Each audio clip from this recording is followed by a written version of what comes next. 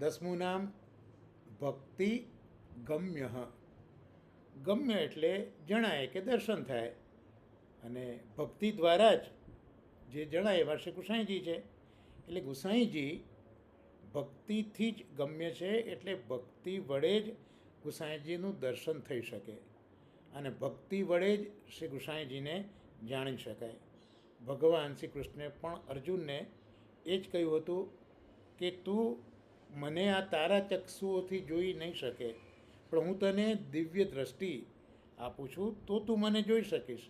એટલે જે જીવ ભગવાનની ભક્તિ કરે છે, તો એ ભક્તિ દ્વારા ભગવાન એને આવી દિવ્ય દ્રષ્ટિનું દાન કરે છે, ત્યારે જ એ ભગવાનને જોઈ શકે.